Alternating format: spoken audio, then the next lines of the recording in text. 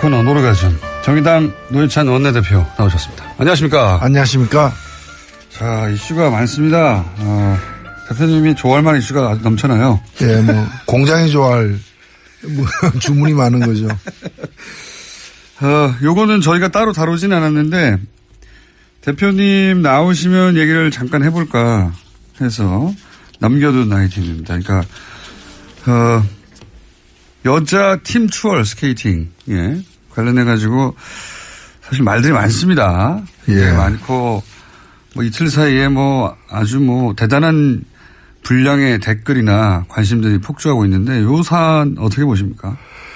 예, 굉장히 안타까운 현상인데요. 결국에 일단 빙상연맹에 모든 분이 다 고생도 하고 수고도 많이 하시는데 일부 고질적인 문제가 있는 것 같아요. 부회장 말씀하시는 겁니까? 예, 제가 특징을 지적하기보다는 실제로 노순영 선수 같은 경우에는 연맹의 어떤 복수로 행정착오와 실수로 인해 가지고 선수촌에서 나왔다가 뒤늦게 이렇게 복귀를 했거든요. 올림픽 선수 선발하는데 그런 실수가 있다는 건 잘 이해가 안 가죠. 예. 근데 얘기를 들어보면은 그 훈련 과정에서도 거의 왕따 취급을 이미 됐고. 연맹으로부터 받았고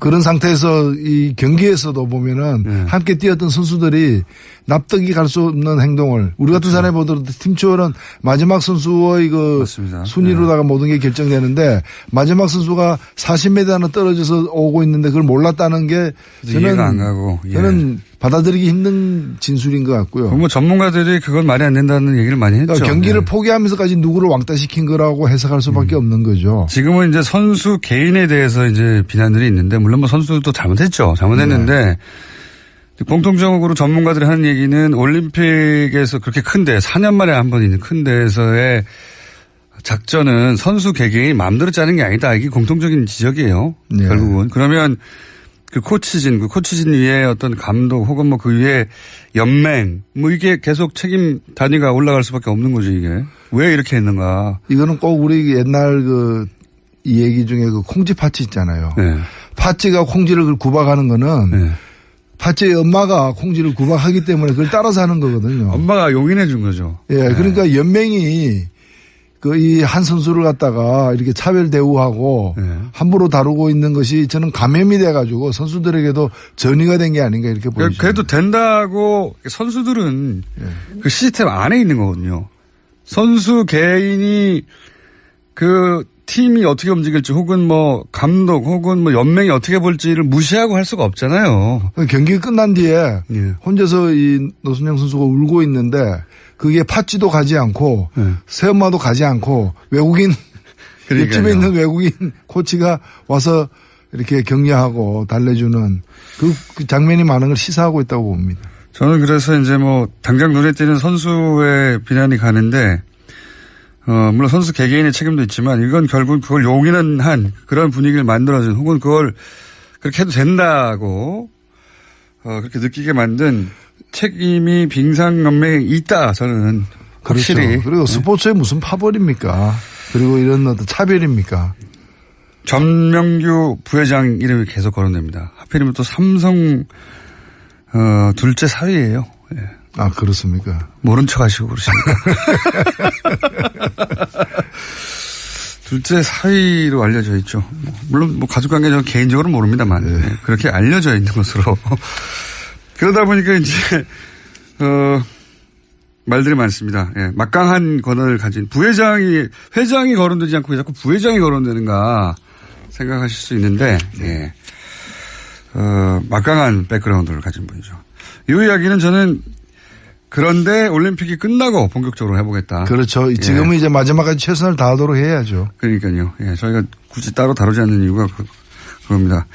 어쨌든 일단은 올림픽이 끝난 이후에 저희가 이 문제를 본격적으로 한번 다뤄보겠습니다. 요거는 이제 대표님의 전문 분야라고 다룰 수 있습니다. 한국 GM.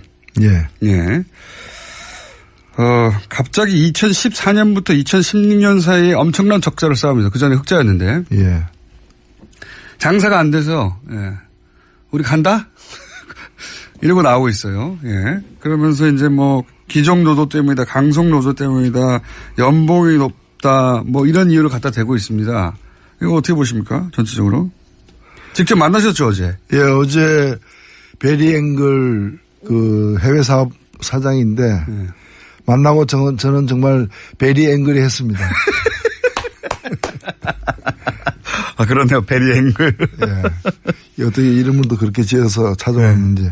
이번은 뭐 1월 1일자로 부임한 사람인데 이제 문제를 이제 이 수습하고 해결하는 해결사로 이제 온 거예요. 온 건데 사실은 이 주행 문제는 뭐 귀족 노조, 강성 노조 이 얘기는 말도 안 되는 얘기입니다. 말도 안 되는 핑계죠, 사실. 예. 정확히 얘기하면 귀족 경영진. 귀족 경영진. 예. 강성 경영진 때문에 생긴 문제예요. 경영진들이 또 이 커다란 적자를 만드는데 크게 기여했다면서요. 그게 여기 한국에 한 200명 정도 와가지고 서울 한남동에 공장은 저 부평에 있는데 인천 부평에 있는데 서울 한남동에 고급 주택에 살면서 5억 내지 10억씩 연봉을 챙겨가면서 그러고 있는 거죠. 그뿐만이 아니라 거주 지원비도 뭐 월세가 2천만 원, 3천만 원짜리 살았다. 전쟁 위험 수당까지 받고 있다는 거 아니에요. 전쟁 위험 수당. DMZ 안에 들어가서 일하고 있는 것도 아닌데. 여기서 까먹은 돈이 엄청나다, 일단. 예, 그 다음에 두 번째로는 그 GM 본사가 한국 이 GM에게 투자를 한 게 아니라 대출을 했어요. 이게 뭐 27억 달러. 우리 돈으로 약 3조가 넘는 어떤 돈인데 이걸 고금리로 해가지고 또 이자를 갖다 받아갖고 최근에도 이 경영난에 시달리고 자본 잠식 상태인데도 올해 얼마 안 되는 기간 동안에도 4천억을 갖다가 또 가져갔어요. 그래서 이게 지금 한국 정부에서 문제가 돼가지고 이 한국 GM의 2대 주주는 산업은행입니다. 17%를 현재는 갖고 있는데요. 산업은행에서 작년 말에 이 고금리 문제에 대해서 문제를 제기를 했어요. 잠깐만요. 제가 깜빡 착각했습니다. 이 전명규 부회장이 삼성이 아니라 김재열 회장이 삼성 사위네요. 헷갈렸습니다. 전명규 씨는 그 체육인이죠. 그렇습니다. 이번에 뭐 또 여러 두 분이 엮여서 계속 청문회 때 많이 나왔는데 뭐 특정 학교 출신을 비호한다거나 뭐 이런 문제 제기를 많이 받고 있는 분들이죠. 회장이 삼성 사위고 부회장은 삼성 사위가 아니었네요. 두 분을 헷갈렸습니다. 정정합니다. 어쨌든 삼성이 빙산연맹과 관련은 있습니다. 자, 계속 말씀하시자면 그래서 어제 와서 뭐라고 그랬습니까? 어제 와서는 이제 일단은 오기 전에 상황이 뭔가 하면 군산공장 폐쇄라는 일방적인 그렇죠. 폭탄선을 한 거 아닙니까? 그것도 2월 말까지 결정하라고 우리 가니까. 대책을. 그래서 어제 국회에 온 것은 이제 일종의 그 외교를 하러 온 거예요. 외교를 하러 온 건데 한국 정부의 어떤 지원이 필요하다라는 걸 갖다가 돈 좀 줘 이거 아닙니까? 그 지원을 해주면 우리가 남아서 부평 창원 공장은 살려보겠다. 이제 이런 식인데 사실은 이 지금 실갱이가 작년 말부터 시작이 되었고요. 그 1월 초부터는 여러 차례 저쪽에서 안을 지금 내고 있습니다. 그 안은 뭔가 하면은 한국에 지금 뭐 고리대금업 하듯이 본사가 자기 이 지사에게 돈을 투자를 안 하고 빌려줘서 막 뜯어가는 5천억 뜯어갔다면서요. 그 다방면으로 들어가고 있는데 그걸 갖다 출자 전환을 하겠다. 출자 전환을 하겠다. 27억 달러를 출자 전환하겠다.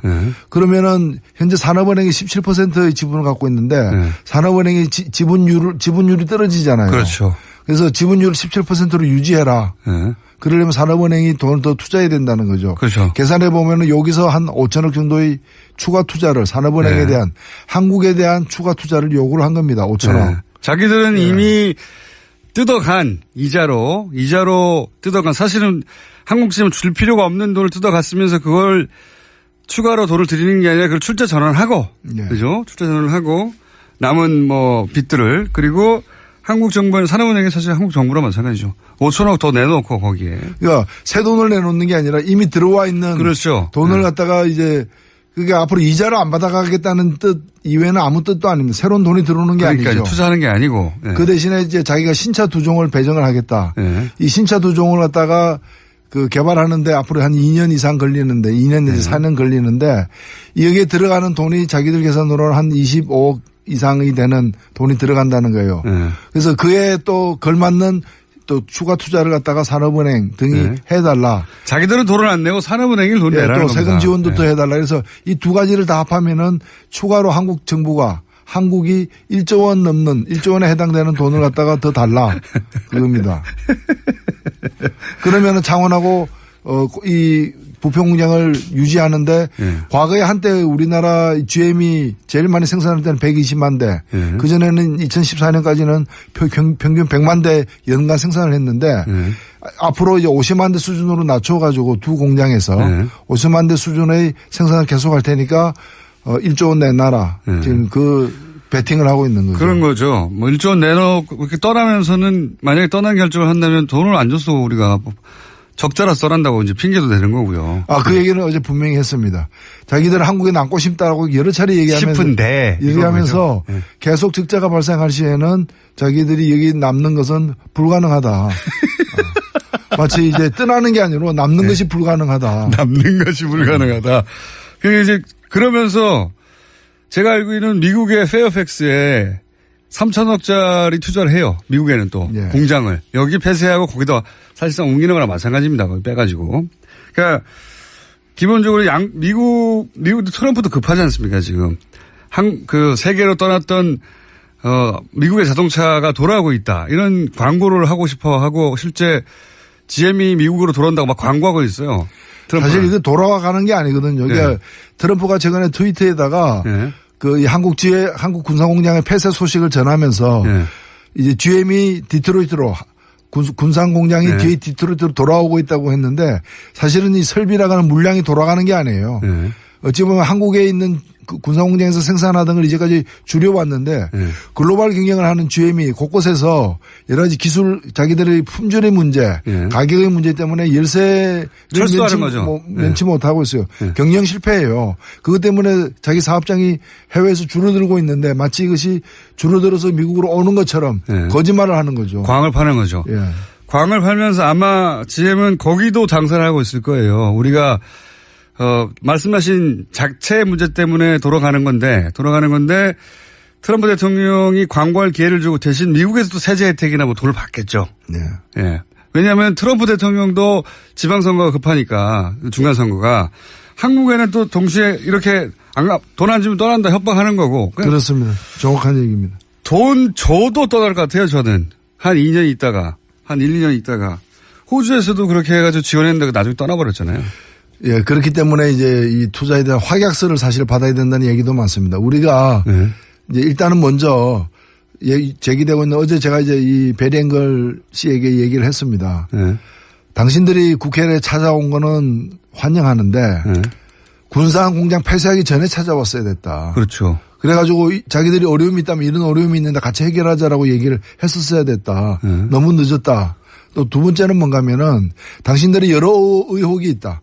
어제 그 사람들이 와가지고 노조가 어떻고 이런 얘기 한마디도 안 했어요. 안 통하니까. 안 통하는 거죠. 아니 그 20년 근무해가지고 300만 원 받고 있는데 노조 얘기를 뭐 하랍니까? 아니 자기 임원들 집값만 월세가 3천만 원이었다는데요. 그러니까요. 그래서 여기 어제 와가지고 와온 사람들에게 제가 이거 공동조사단을 만들자. 14단을. 그래서 지금 제기되고 있는 의혹이 뭔가 하면은 GM 본사 내지 다른 해외 공장에서 만든 부품을 우리나라에 보내가지고 완성차 만드는 부분도 있어요. 이때 부품을 갖다 값을 엄청 올려가지고. 그렇죠. 한국 사업장에서 돈을 더 많이 지불하도록 만드는 거. 한국 GM이 손해를 보게 만들고 있죠, 계속. 그 다음에 연구개발했다고 기술을 갖다 갖고 오면서 그렇죠. 연구개발하는데 든 돈을 부풀려가지고 뜯어내는. 미국에서 개발하고 있는데 개발비는 우리나라에 된다든가. 그렇죠. 그런 것도 있고요. 그것도 부풀려가지고. 그 다음에 이제 고금리 대출. 완전 말이 안 되는 거죠, 진짜 이거는. 아니, 형제간에 돈 빌려줘 놓고 거기다가 일반인보다 더 많은 이자를 뜯어내는 그런 식인 거죠. 동생이 은행에서 좋은 조건으로 대출받고 있는데 형이 돈을 빌려주고 고금리로 땡겨가는 거예요. 그러니까 아버지가 아들 대학교 등록금을 내면서 그럼 본인이 아버지가 낼 수 있는 거잖아요. 근데 그렇게 안 하고 빌려주는 형식을 취해야 돼. 그다음에 이걸 고금리로 해가지고 은행보다 더 훨씬 비싸게. 더 비싸게 하는. 그래서 악덕 아버지인 거죠. 악덕 아버지. 그래서 이 아들이 내지 않아도 될 돈을 마구 뜯어가면서 아들을 빚 때문에 얹힌 겁니다, 지금 현재. 그래서 제가 이걸 그래서 적자라고. 이 조사를 하는데 노조라거나 다른 주주들, 예. 투자자들도 포함해서 산업은행과 함께 예. 그 한국 GM 경영진과 함께 심사를 하자라고 이제 제안을 했어요. 그랬더니 답변이 뭔가 하면은 산업은행하고 자기들이 이 제3자 기관에다가 맡겨서 실사하겠다는 거예요. 그러면서 그 실사할 때 뭐를 실사할 것인지를 산업은행하고 협상하겠다는 거예요. 산업은행도. 산업은행이 자세를 똑바로 갖춰야 돼요. 과거에 론스타나 이렇게 먹튀들 사건들 보면 그쪽 이제 외국 자본만의 문제가 아니라 그 외국 자본이 요구하는 것을 받아주고 거기 보조를 맞춰주고 이익을 공유하거나 하는 소위 검은머리 외국인들이 있었거든요. 그러니까 이런 그 외국 자본들이 우리나라 시스템을 마음대로 할 수 없으니까 그 한국 시스템 내에서 그들을 도와주는 사람들이 꼭 있었어요. 잘 드러나지 않는. 그걸 믿고 있는 게 아닌가 싶기도 한데요. 산업은행은 사실 공적 자금입니다. 그 다루고 있는 돈이. 세금이죠, 세금. 예, 그래서 자기들이 그냥 사기업이 아닌 거죠. 국채은행인데요. 예. 예. 그래서 산업은행이 처음에 GM에 대한 한국 GM에 대한 지분이 28%였어요. 예. 근데 지금은 이제 17%인데 예.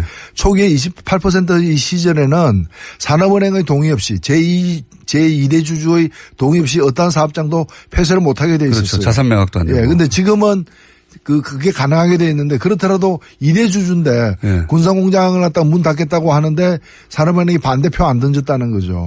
기권했다는 거예요. 예, 그러니까 기권했다는 건데 산업은행 사실상 동의했다고 볼 수밖에 없죠. 지난 15년간 한국 GM에 소위 이제 미국 경영진들이 뭔가 구워 삶아 놓은 게 아닌가 특정 담당자들이나 특정 그래서 검은머리 외국인들이 어딘가에 있는 거 아닌가 싶은 의혹이 계속 듭니다. 이렇게 자신있게 배짱을 가지고 튀긴다는 게, 2대 주주가 어떻게 나올 줄 모른다고 치면, 이거 곤란한 거 아닙니까? 그렇죠. 네. 그래서 산업은행도 다급하니까 네. 이 회사 자체가 지금 무너지는 상황이고 무너진다기보다 이게 노조가 돈을 많이 요구해서 무너지는 것이 아니라 노조는 파업 안 할 테니까. 그러니까요. 노조는 떠나지 말라고 하고 있는 거예요. 떠나지 마라. 모든 조건을 받아들이겠다. 네. 임금 동결하겠다. 뭐 하겠다.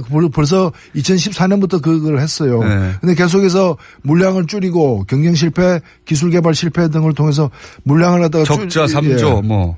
줄여 나가면서 회사가 위험해지니까 작년부터 산업은행도 다급해서 이제 여러 가지 요구를 하기 시작했는데 최근까지 이르도록 저는 산업은행과 그다음에 산자부 등 어떤 우리나라 라인들이 계속해서 이제 GM 본사에서까지 날라와가지고 이 사람이 지금 베리앵글이 일주일에 한 번씩 일을 초부터 왔다 그래요, 한국에. 네. 본인 말로는 일주일에 한 번씩 와가지고 여러 안을 던졌습니다. 네. 여러 안을 던졌는데 이걸 갖다가 속으로 끙끙 앓으면서 지고서 어쩔 줄 몰라 하면서 이 2달이 지난 겁니다, 지금까지. 네. 그리고 이상하다. 갑자기 뒤통수 맞듯이 군산공장 폐쇄라는 일방적 결정을 얻어맞은 거죠. 뭐 산업은행에 계신 분이나 혹은 산자부 쪽에서 억울할 수도 있는데 그런 의혹을 가질 만한 과거의 역사가 있거든요. 그러니까 우려를 할 수밖에 없는 거예요. 누군지는 모르겠는데 혹은 뭐 아예 없을 수도 있지만 그러지 않고서야 이게 왜 이렇게 됐는가 하는 의혹을 가질 수 있는 거죠, 사실. 그래서 일단은 협상을 할 수밖에 없는데 정부가 좀 원칙적인 자세로 임해야 된다고 봅니다. 저는 떠난다는 걸 전제하고 떠났을 상황까지도 대비하는 시나리오 꼭 있어야 된다고 봐요. 당연합니다. 그래서 사실 그게 과거에 보면은 프랑스 같은 경우에도 프랑스의 대표적인 자동차 회사가 르노지 않습니까? 르노가 쓰러질 때 국부 유수를 막기 위해서 국영 르노를 일시적으로 인수를 했어요. 인수를 했다가 정상화시킨 뒤에 다시 민영화시키기도 했는데 만일에 떠나려면 호주처럼 그래 떠나라. 그러니까요. 떠나라 그러면 우리가 이 공장을 갖다 인수해가지고 다른 어떤 자동차 생산 기지로 만들겠다는 식으로. 호주에서는 결국은 협상 결렬을 하고 떠나고 전기 자동차 만들고. 전기 자동차 만들었죠. 최근의 일입니다. 바꾼 거거든요. 근데 호주는 그러기 전에 계속해서 호주 정부가 돈을 대주면서 뜯길 만큼 뜯긴 뒤에 당했어요. 호주는 사실은 그렇게 전환이 된 거죠. 이게 다른 나라에서 성공 모델을 다시 한국에 적용하는 거거든요. 여러 나라에서 지금 이 짓을 하고 있어요. GM이 돌아가면서. 각국 당국은 사실 갑자기 대량의 실업 문제가 생기고 하니까 뻔히 알면서도 조금 더 잡아두고 하면서 그 사이 대책을 세우거나 마음을 돌려보려고 하는 거거든요. 근데 사실 볼모로 잡힌 면이 있어요. 일자리 때문에. 맞습니다. 근데 호주처럼 말이 통하는 나라도 안 봐주지 않습니까? 자기들 뿌리가 같은데 안 봐줘요. 안 봐주고 가는데 우리가 무슨 대단한 인연이 있다고. 그렇기 때문에 저는 이 GM을 다루기 위해서 협상은 해야 되는데 우리도 당근과 채찍을 다 들고 해야 되는 것이고. 맞습니다. 그리고 지렛대가 있어야 되기 때문에 그것이 그 경영 악화의 원인이 뭔지에 대해서. 그러니까요. 같이 실사를 하자. 그리고 그 한국 GM에 우리가 물을 수 있는 책임이 있는가. 법적으로도. 네. 굉장히 강력하게 연구해 봐야 된다고 봅니다. 한국 GM이 물론 이미 걔네들의 어떤 변호사를 통해서 왜냐하면 오랫동안 진행된 계획이니까요. 다른 나라에서 빠져나올 때 법률 검토를 다 하고 나왔듯이 여기도 법률 검토를 많이 돼 있겠지만 우리도 최고의 법률진을 투입해 가지고 GM의 책임을 물 수 있는 게 뭔지 GM이 그냥 떠나면 안 되는 방식 어떤 문제점을 막 찾아야 된다 봅니다. 저는 거기 돈을 한국에서 뜯어갈 때 문제점이라든가. 그건 사실 굉장히 많습니다. 이제까지 국회에서도 그 네. 부분과 관련해 가지고 GM 한국 사장, 네. 가스M 사장을 갖다가 증인으로 작년 국감에서도 네. 채택하려고 했던 이유가 바로 그 문제예요. 네. 근데 그때 일부 언론들이 열심히 하는 기업들을 왜 국감에 불러 세우냐. 그 언론들을 조사해야 되고요, 다시. 이것도 오랫동안 우리나라에서 들어왔다가 빠져나가는 해외 자본들이 해왔던 패턴이 있고 그때마다 그런 해외 자본들을 도와준 국내 세력이 있는데 이번에 아주 제대로 밝혀내야 된다. 그렇죠. 이게 지금 사실 전형적인 먹튀에 해당됩니다. 전형적이죠. 네, 먹고 튀는데 그냥 튀지 않고 먹고 이제 튀어야 될 상황에 밥상 한 번 더 차려달라. 그렇죠. 마저 먹겠다. 예. 한 번 더 먹겠다. 이제 그런 그렇죠. 기세로 지금 덤벼들고 있는 측면이 있습니다. 내가 떠나면 니네 어렵잖아. 그 좀 더 줘 뭐라도. 그래서 요거 먹으면은 안 떠날 거야. 그럼 안 떠난다니까. 그래 놓고 좀 이따가 너무 어려워져서 이만 저는 갑니다. 그러고 확 가버리죠. 네, 호주에서 그랬으니까 이제 여기서도 할 수가 있죠. 그래서 우리 정부도 사실 그게 모르는 게 아닐 텐데도 이게 이제 무슨 실업 대책이나 후발 이 대응 대책을 세우고 나서 뭘 협상을 해야 되는데 그런 시간을 안 주려고 2월 말까지 하라고 하는 거죠 지금. 네. 예. 그래서 이제 정부가 여기 막 딸려가면서 그래 일단 돈 줄 테니까 가만히 있어. 남아줘. 이런 태도로는 이거 해결이 안 된다고. 돈 뜯기고 또 도망간다. 예. 그리고 2월 말까지면 기존에 자기들 빌려준 돈. 예. 빌려준 돈의 상당 부분을 또 갚아야 되는 만기이기도 합니다. 그러니까요. 예, 딱 맞춰가지고. 그러니까 이제 자기들도 차마 그렇게 하기에는 속보이니까. 속보이니까 이제 2월 말까지 같이 처리하자라고 이제 하는 거죠. 이 GM 건을 GM 편을 드는 만약에 언론이 있으면은 주시하십시오. 이건 말이 안 되는 거거든요. 이건 보수나 진보를 떠나서 완전 먹튀예요. 그리고 그렇죠. 우리나라가 최초가 아니라 그런 연구 사례가 너무 많이 있어요. 해외에서 똑같은 패턴이에요. 여기서 GM을 편든다든가 눈여겨봐야 됩니다. 글로벌 호구가 되겠다는 거죠. 단순히 호구가 되겠다는 게 아니라 뭔가 이해관계가 연결돼 있다든가 그렇지 않은 곳에 그럴 수 없는 거거든요. 여기 대해서 갑자기 이런 말도 합니다. 보수 진영에서는 거 봐라. 이게 이제 그동안 뭐 했냐. 이건 진짜 말이 안 된다고 보고. 그동안 뭐 했냐는 박근혜 전 대통령 시절에 대부분 이러한 일들이에요. 이 적자가. 그 말은 말이 안 되는데 이런 얘기 하지 않습니까? 이런 식의 GM 경우도 포함하여 미국 쪽에서 오늘 계속 통상 압박이 있지 않습니까? 네. 이게 이제 동맹, 예? 트럼프가 통상에서는 동맹 없다, 무역에서는 동맹 없다고 하는데 그 이유를 우리 보수에서는 우리가 미국하고 북한 문제 보조를 잘 못 맞춰가지고 지금 미국이 심통이 나서 그런다는 식으로 공격하거든요. 이 공격은 들어보셨어요? 그렇기 때문에 우리가 이거 정경을 분리해가지고 정치는 안보, 외교 안보는 외교 안보고 네. 그다음에 경제는 경제대로 풀겠다. 네. 그 얘기는 뭔가 하면 외교 안보상 동맹이지만 네. 경제에서는 우리를 동맹 취급 안 하고 있으니까. 그렇죠. 안 한다고 했으니까. 안 하고 있으니까 우리도 그러면은 같은 방식으로 대하겠다. 그렇죠. 그렇게 나오고 있는 건데. 그리고 잘하는 거예요. 네. 왜냐하면 일본 같은 경우에는 이번에 철강 문제만 하더라도 일본은 규제에서 뺐습니다. 네. 근데 왜 우리는 규제 대상이에요? 그럼 그 논리, 보수의 논리는 뭔가 하면 경제도 동맹이라는 건데 네. 그 논리라면은 일본은 미국의 동맹이지만 한국은 미국의 동맹 취급 못 받고 있는 거예요. 그러니까요. 화는 우리가 내야죠. 화는 우리가 내야 되는데 당연히 그래야 되는데 그게 당연한 건데 이제 미국이 하는 일은 무조건 옳다고 전제하고 시작하니까 혹은 받아들여야 된다고 전제하고 시작하니까. 그거야말로 머슴의식이죠. 머슴의식. 종주국이 하는데 하에 따라서 해야지 왜 고개를 빳빳이 쳐드느냐 이 얘기죠. 아니, 저 정주국에서 통상은 동맹 아니니까 좀 제대로 싸워보자고 이렇게 나오는데 아닙니다. 우리는 동맹입니다. 원하시는 대로 하십시오. 이거밖에 없잖아요. 그렇죠. 보수의 선택은. 그러니까 지금 정부가 잘못해가지고 승질이 나니까 동맹 아니라고 하는 거다. 이런 식으로 대응하는. 말도 그러니까 안 되는 저는 홍준표 대표 뭐 하는지 모르겠어요. 이럴 때 미국 가야 되는 거예요. 이럴 때 야당답게 미국 가가지고 여당은 그 국가 간의 관계가 있기 때문에 함부로 못하는 얘기를 여기서 해야 되는 거예요. 당신들 동맹인데 왜 이러느냐. 그러니까요. 일본은 철강 봐주고 왜 우리는 철강에서 혹독한 과세를 하려고 그러느냐. 국고란 동맹을 계속 지켜왔는데. 네. 네? 그 얘기를 해야지 그냥 가서 막 한핵 줍시오 이런 핵국을 할 게 아니라는 거죠. 한핵 줍시오. 저는 이 보수의 논리가 말도 안 된다고 생각하는데 이걸 은밀히 했으면 또 모르겠어요. 대놓고 말하잖아요. 동맹 아니라고 경제에서는. 통상은 동맹 아니라고 대통령 입으로 계속 말하는데 여러 나라에 대해서 우리나라를 포함해서.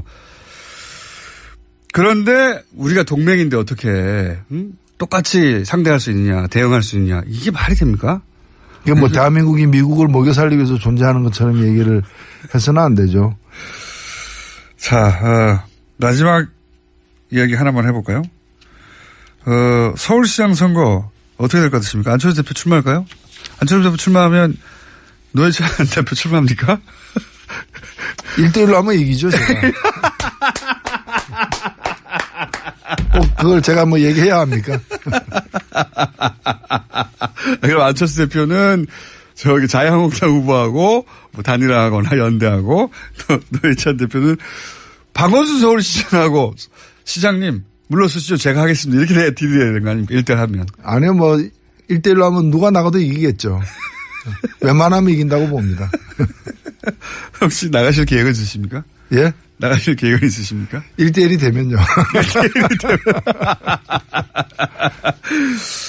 되면.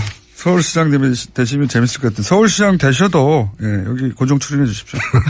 당신들이 국회에 찾아온 거는 환영하는데 군사한 공장 폐쇄하기 전에 찾아왔어야 됐다. 그렇죠. 그래가지고 자기들이 어려움이 있다면 이런 어려움이 있는데 같이 해결하자라고 얘기를 했었어야 됐다. 너무 늦었다. 또 두 번째는 뭔가 하면은 당신들이 여러 의혹이 있다. 어제 그 사람들이 와가지고 노조가 어떻고 이런 얘기 한마디도 안 했어요. 안 통하니까. 안 통하는 거죠. 네. 아니 그 20년 근무해가지고 300만 원 받고 있는데 노조 얘기를 뭐 합니까? 아니 자기 임원들 집값만 월세가 3천만 원이었다는데요. 그러니까요. 그래서 여기 어제 그 와가지고 와온 사람들에게 제가 이거 공동조사단을 만들자. 14단을. 그래서 지금 제기되고 있는 의혹이 뭔가 하면은 GM 본사 내지 다른 해외 공장에서 만든 부품을 우리나라에 보내가지고 완성차 만드는 부분도 있어요. 네. 이때 부품을 갖다 값을 엄청 올려가지고. 그렇죠. 한국 사업장에서 돈을 더 많이 지불하도록 만드는 거. 한국 GM이 손해를 보게 만들고 있죠, 계속. 네. 그 다음에 연구개발했다고 기술을 갖다 갖고 오면서 그렇죠. 연구개발하는데 든 돈을 부풀려가지고 뜯어내는. 미국에서 개발하고 있는데 개발비는 우리나라에 든다든가. 네, 그런 그렇죠. 것도 있고요. 네. 그것도 부풀려가지고. 네. 그 다음에 이제 고금리 대출.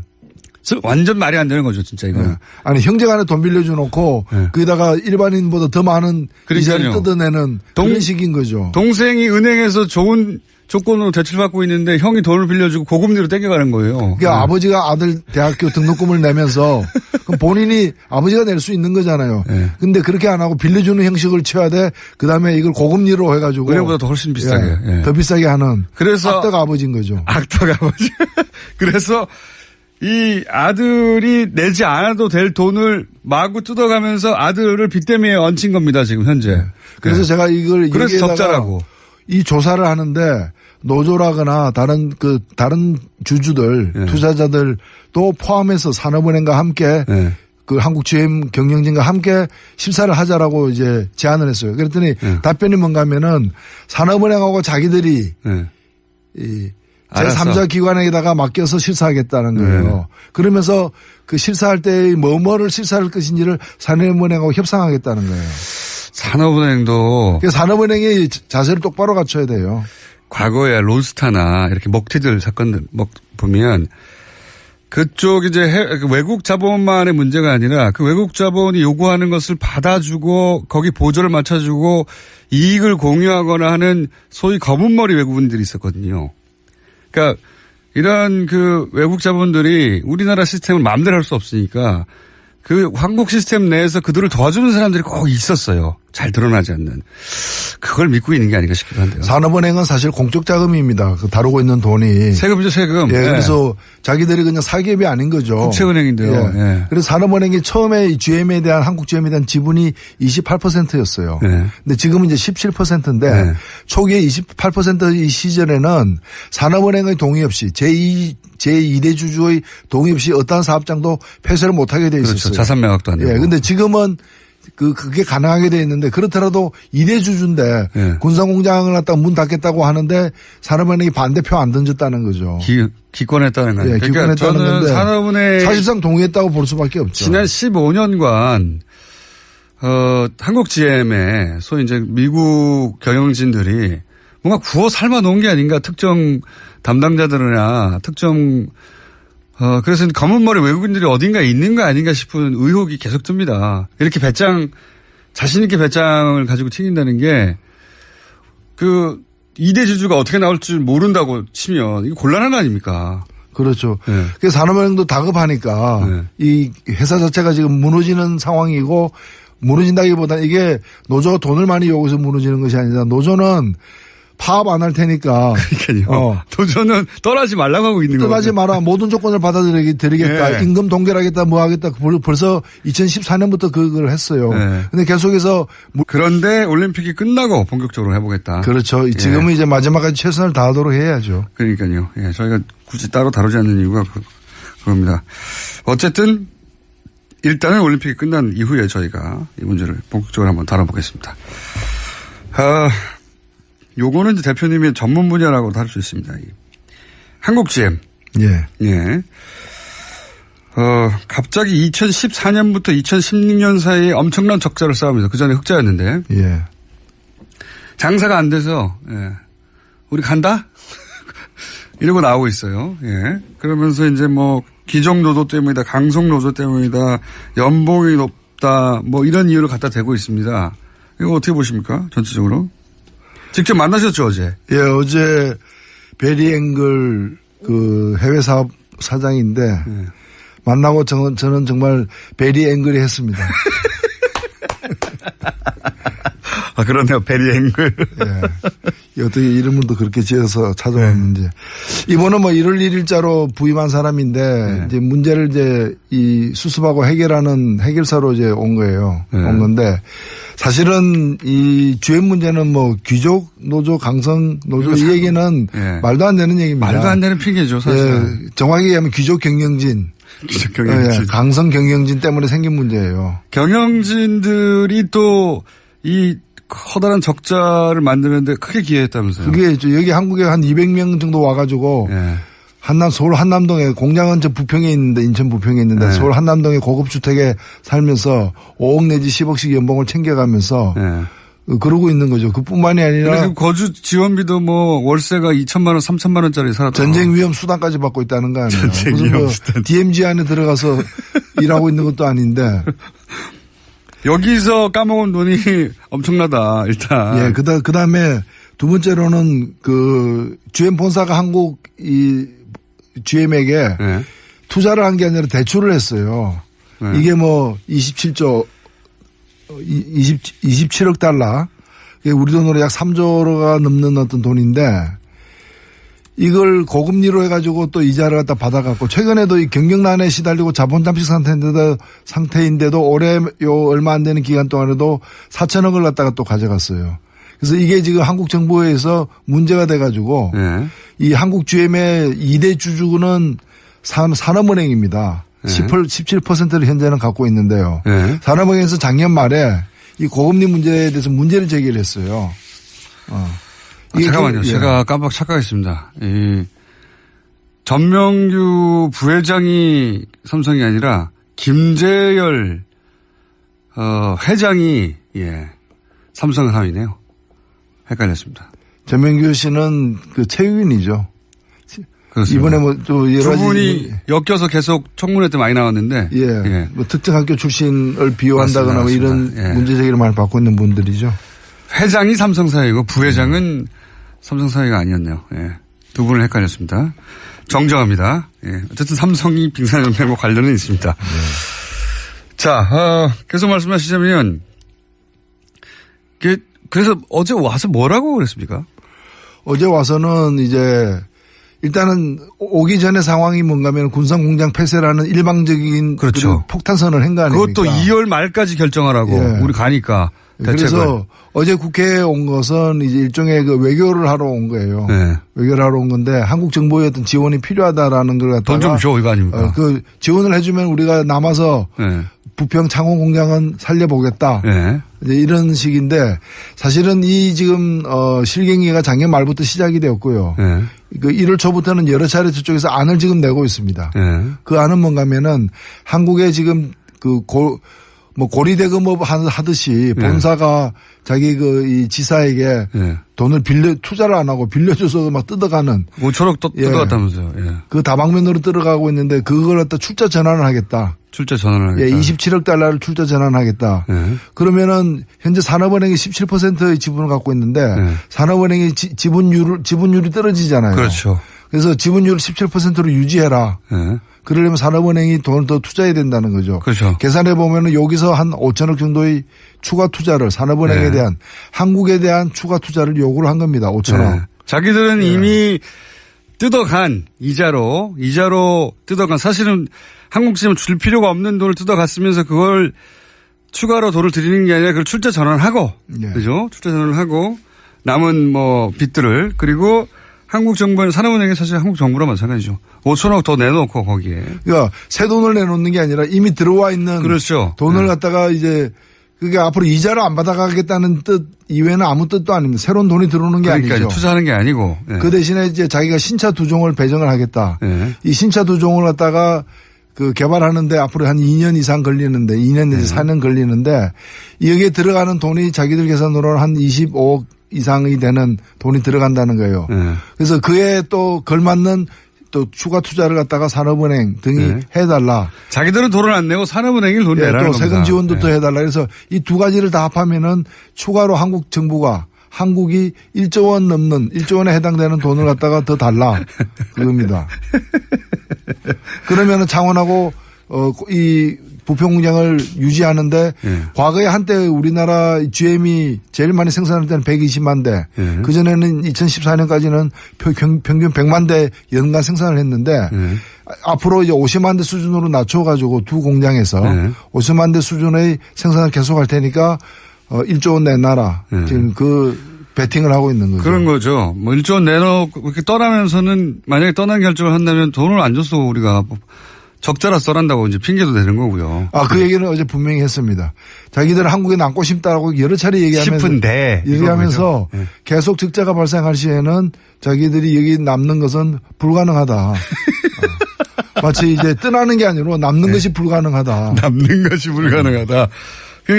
그러면서 제가 알고 있는 미국의 페어팩스에 3천억짜리 투자를 해요. 미국에는 또 공장을. 여기 폐쇄하고 거기다 사실상 옮기는 거랑 마찬가지입니다. 거기 빼가지고. 그러니까 기본적으로 미국도 트럼프도 급하지 않습니까 지금. 세계로 떠났던 미국의 자동차가 돌아오고 있다. 이런 광고를 하고 싶어 하고 실제 GM이 미국으로 돌아온다고 막 광고하고 있어요. 트럼프는. 사실 이거 돌아가는 게 아니거든요. 이게 트럼프가 최근에 트위터에다가 한국 군산공장의 폐쇄 소식을 전하면서 이제 GM이 디트로이트로 군산공장이 디트로이트로 돌아오고 있다고 했는데 사실은 이 설비라고 하는 물량이 돌아가는 게 아니에요. 어찌 보면 한국에 있는 군산공장에서 생산하던 걸 이제까지 줄여왔는데 글로벌 경영을 하는 GM이 곳곳에서 여러 가지 기술 자기들의 품질의 문제 가격의 문제 때문에 열세를 면치 못하고 있어요. 경영 실패예요. 그것 때문에 자기 사업장이 해외에서 줄어들고 있는데 마치 이것이 줄어들어서 미국으로 오는 것처럼 거짓말을 하는 거죠. 광을 파는 거죠.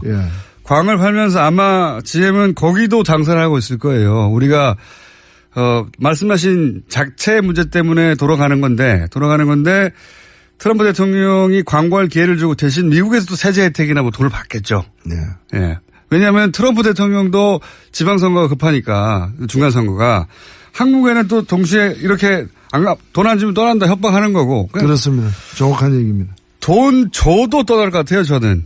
한 2년 있다가. 한 1, 2년 있다가 호주에서도 그렇게 해가지고 지원했는데 나중에 떠나버렸잖아요. 예, 그렇기 때문에 이제 이 투자에 대한 확약서를 사실 받아야 된다는 얘기도 많습니다. 우리가 이제 일단은 먼저 제기되고 있는 어제 제가 이제 이 베리 앵걸 씨에게 얘기를 했습니다. 물량을 줄이고 경영 실패, 기술 개발 실패 등을 통해서 물량을 갖다가 적자 3조 뭐 줄여 나가면서 회사가 위험해지니까 작년부터 산업은행도 다급해서 이제 여러 가지 요구를 하기 시작했는데 최근까지 이르도록 저는 산업은행과 그다음에 산자부 등 어떤 우리나라 그 라인들이 계속해서 이제 그 GM 본사에서까지 날라와가지고 이 사람이 지금 베리 앵글이 일주일에 한 번씩 일을 초부터 왔다 그래요, 한국에. 본인 말로는 일주일에 한 번씩 와가지고 여러 안을 던졌습니다. 여러 던데 이걸 갖다가 속으로 끙끙 앓으면서 지고서 어쩔 줄 몰라 하면서 이 2달이 지난 겁니다, 지금까지. 그리고 이상하다. 갑자기 뒤통수 맞듯이 군사공상 폐쇄라는 일방적 결정을 얻어맞은 거죠. 뭐 산업은행에 계신 분이나 혹은 그 산자부 쪽에서 억울할 수도 있는데 그런 의혹을 가질 만한 과거의 역사가 있거든요. 그러니까 우려를 할 수밖에 없는 거예요. 누군지는 모르겠는데 혹은 뭐 아예 없을 수도 있지만 그러지 않고서야 이게 왜 이렇게 됐는가 하는 의혹을 가질 수 있는 거죠, 사실. 그래서 일단은 협상을 할 수밖에 없는데 정부가 좀 그 원칙적인 자세로 임해야 된다고 봅니다. 저는 떠난다는 걸 전제하고 떠났을 상황까지도 대비하는 시나리오 꼭 있어야 된다고 봐요. 당연합니다. 그래서 사실 그게 과거에 보면은 프랑스 같은 경우에도 프랑스의 대표적인 자동차 회사가 르노지 않습니까? 르노가 쓰러질 때 국부 유출을 막기 위해서 국영 르노를 일시적으로 인수를 했어요. 인수를 했다가 정상화시킨 뒤에 다시 민영화시키기도 했는데 만일에 떠나려면 호주처럼 그래 떠나라. 그러니까요. 떠나라 그러면 우리가 이 공장을 갖다 인수해가지고 다른 어떤 자동차 생산 기지로 만들겠다는 식으로. 호주에서는 결국은 협상 결렬을 하고 떠나고 전기자동차 만드는 거. 전기자동차 만들었죠. 최근의 일입니다. 바꾼 거거든요. 근데 호주는 그러기 전에 계속해서 호주 정부가 돈을 대주면서 뜯길 만큼 뜯긴 뒤에 당했어요. 호주는 사실은 그렇게 전환이 된 거죠. 이게 다른 나라에서 성공 모델을 다시 한국에 적용하는 거거든요. 여러 나라에서 지금 이 짓을 하고 있어요. GM이 돌아가면서. 그 각국 당국은 사실 갑자기 대량의 그 실업 문제가 생기고 하니까 뻔히 알면서도 조금 더 잡아두고 하면서 그 사이 대책을 세우거나 마음을 돌려보려고 하는 거거든요. 사실 볼모로 잡힌 면이 있어요. 일자리 때문에. 맞습니다. 근데 호주처럼 말이 통하는 나라도 안 봐주지 않습니까? 자기들 뿌리가 같은데 안 봐줘요. 안 봐주고 가는데 우리가 무슨 대단한 인연이 있다고. 그렇기 때문에 저는 이 GM을 다루기 위해서 협상은 해야 되는데 우리도 당근과 채찍을 다 들고 해야 되는 것이고. 맞습니다. 그리고 지렛대가 있어야 되기 때문에 그것이 그 경영 악화의 원인이 뭔지에 대해서 그러니까요. 같이 실사를 하자. 그리고 한국 GM에 우리가 물을 수 있는 책임이 있는가. 법적으로도. 굉장히 강력하게 연구해 봐야 된다고 봅니다. 한국 GM이 물론 이미 걔네들의 어떤 변호사를 통해서 왜냐하면 오랫동안 진행된 계획이니까요. 다른 나라에서 빠져나올 때 법률 검토를 다 하고 나왔듯이 여기도 법률 검토를 많이 돼 있겠지만 우리도 최고의 법률진을 투입해가지고 GM의 책임을 물 수 있는 게 뭔지 GM이 그냥 떠나면 안 되는 방식 어떤 문제점을 막 찾아야 된다고 봅니다. 저는 거기 돈을 한국에서 뜯어갈 때 문제점이라든가. 그건 사실 굉장히 많습니다. 이제까지 국회에서도 그 부분과 관련해 가지고 GM 한국 사장, 가스M 사장을 갖다가 증인으로 작년 국감에서도 채택하려고 했던 이유가 바로 그 문제예요. 근데 그때 일부 언론들이 열심히 하는 기업들을 왜 국감에 불러 세우냐. 그 언론들을 조사해야 되고요, 다시. 이것도 오랫동안 우리나라에서 들어왔다가 빠져나가는 해외 자본들이 해왔던 패턴이 있고 그때마다 그런 해외 자본들을 도와준 국내 세력이 있는데 이번에 아주 제대로 밝혀내야 된다. 그렇죠. 이게 지금 사실 전형적인 먹튀에 해당됩니다. 전형적이죠. 네, 먹고 튀는데 그냥 튀지 않고 먹고 이제 튀어야 될 상황에 밥상 한 번 더 차려달라. 그렇죠. 마저 먹겠다. 한 번 더 먹겠다. 이제 그런 기세로 지금 덤벼들고 있는 측면이 있습니다. 이 코너 노르가전 정의당 노회찬 원내대표 나오셨습니다. 안녕하십니까? 안녕하십니까? 자, 이슈가 많습니다. 대표님이 좋아할 만한 이슈가 아주 넘쳐나요. 예, 공장이 좋아할 주문이 많은 거죠. 요거는 저희가 따로 다루진 않았는데 대표님 나오시면 얘기를 잠깐 해볼까 해서 남겨둔 나의 팀입니다. 그러니까, 여자 팀 추월 스케이팅, 예. 관련해가지고 사실 말들이 많습니다. 예. 많고, 뭐 이틀 사이에 뭐 아주 뭐 대단한 분량의 댓글이나 관심들이 폭주하고 있는데 요 사안 어떻게 보십니까? 예, 굉장히 안타까운 현상인데요. 결국에 일단 빙상연맹에 모든 분이 다 고생도 하고 수고도 많이 하시는데 일부 고질적인 문제가 있는 것 같아요. 부회장 말씀하시는 겁니까? 예, 제가 뭐 특정인을 지적하기보다는 실제로 노순영 선수 같은 경우에는 연맹의 어떤 그 실수로 행정착오와 실수로 인해 가지고 그 선수촌에서 나왔다가 뭐 뒤늦게 이렇게 복귀를 했거든요. 올림픽 선수 선발하는데 그런 실수가 있다는 건 잘 이해가 안 가죠. 예. 근데 얘기를 들어보면은 그 훈련 과정에서도 거의 뭐 왕따 취급을 이미 됐고. 연맹으로부터 받았고